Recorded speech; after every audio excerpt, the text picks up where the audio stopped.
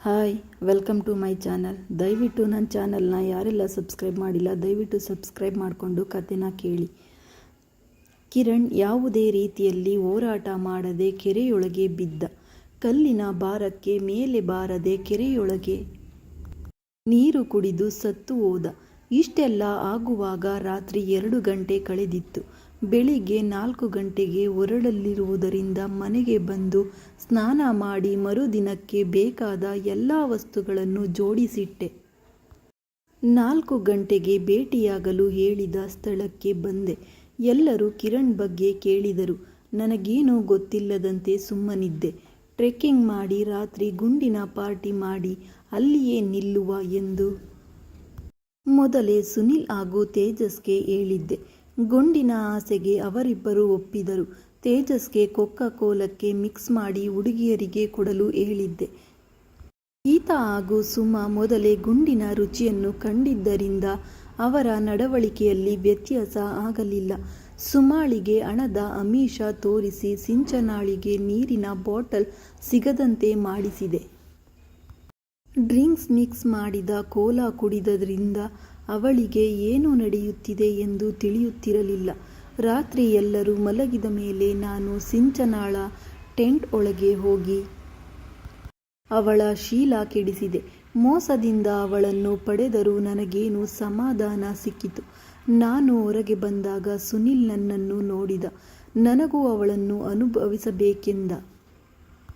ಅಡ್ಡಿ ಮಾಡಿದರೆ ಎಲ್ಲರಿಗೂ ಎಚ್ಚರಿಸುವೆ ಎಂದು ಹೆದರಿಸಿದ. ಕುಡಿದ ಮತ್ತಿನಲ್ಲಿ ಅವನಿಗೆ ಅನುಮತಿ ನೀಡಿದೆ. ಸಿಂಚನ ಈಗ ನಾಯಿ ಮುಟ್ಟಿದ ಮಡಿಕೆಯಾಗಿದ್ದಳು.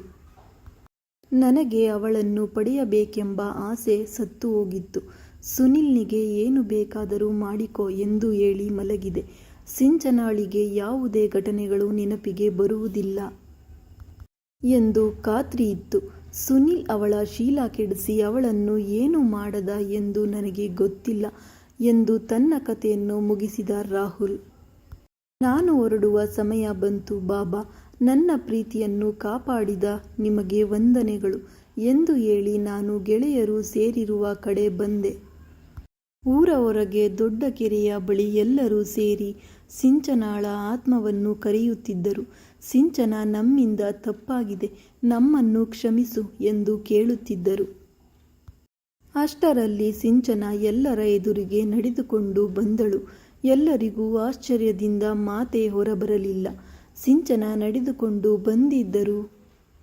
ಅವಳ ಮಾತು ಕೇಳಿ ಎಲ್ಲರೂ ಹೆದರಿದರು.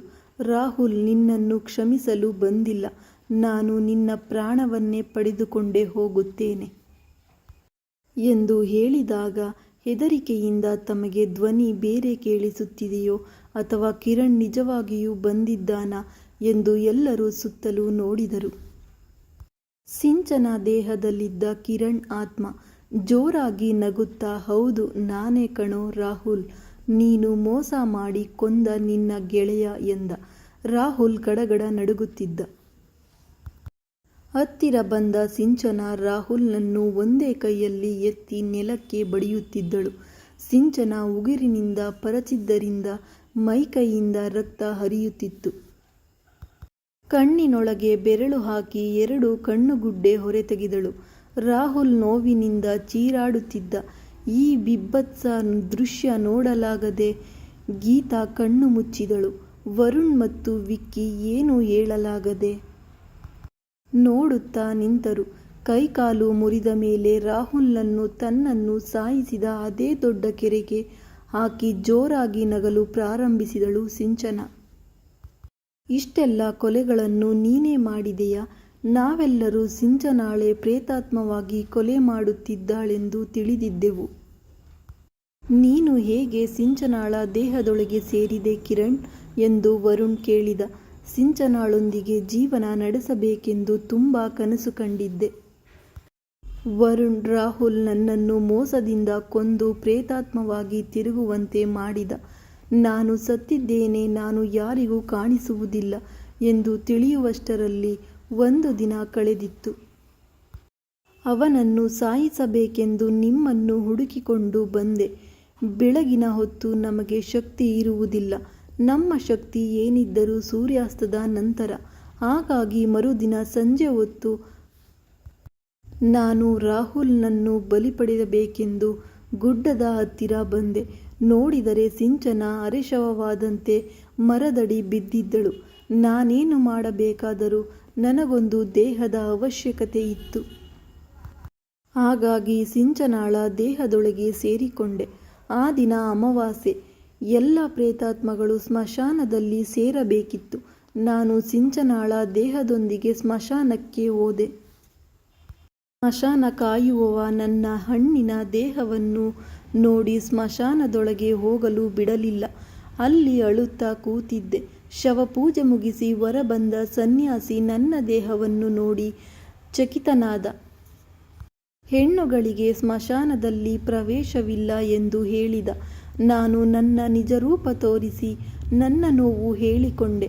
ನನಗೆ ಸಹಾಯ ಮಾಡಬೇಕೆಂದು ಕೇಳಿಕೊಂಡೆ.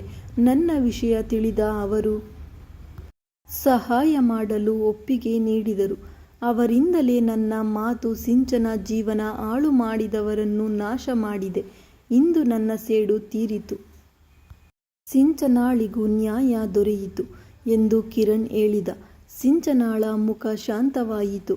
ಅವಳ ದೇಹದಲ್ಲಿದ್ದ ಕಿರಣ್ನ ಆತ್ಮದ ಧ್ವನಿ ಈಗ ಸೌಮ್ಯವಾಗಿ ವಿಕ್ಕಿಯ ಬಳಿ ಬಂದು, ಇಲ್ಲಿ ಸಿಂಚನಾಳ ತಪ್ಪೇನೂ ಇಲ್ಲ ವಿಕ್ಕಿ.